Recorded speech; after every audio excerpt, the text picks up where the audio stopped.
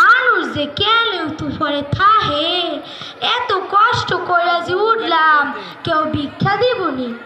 বাবা গো মা গো আল্লাহ রাস্তায় দুইটা ভিক্ষা দিবেন, দেন। ভিক্ষাও নাই। আমার এই পরনের শাড়িটা ছিঁড়ে গেছে, একটা শাড়ি দিবেন কি? শাড়িও নাই। আজ আমি ভিক্ষা লই আইসাম। খালা গো মা গো আমার 10টা টাকা দিবেন, সকালতে কোনো কিছু খাই নাই। কি টাকাও নাই, আমনেরও কিছু নাই আমারও কিছু নাই, সমানিত। আয়েন খালা আহেন একলাগে ভিক্ষা করতে যাই।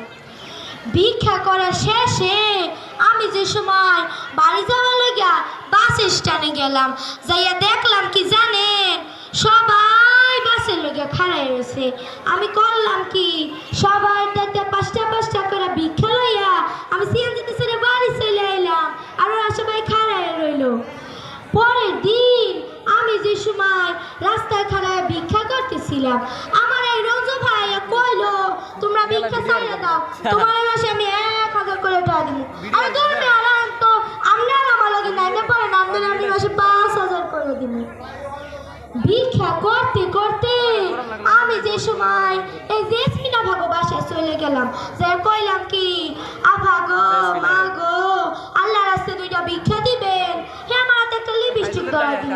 আমি কইলাম ও আফা লিপস্টিক তো করুন কি? হে আমার কইলো কি তোরা ভিক্ষুক পাইলা কি হয়েছে, তোকে কি সাজগোজের দরকার নাই, তোরা সাইজা গুইজা ভিক্ষা করবি আর বেশি পাবি।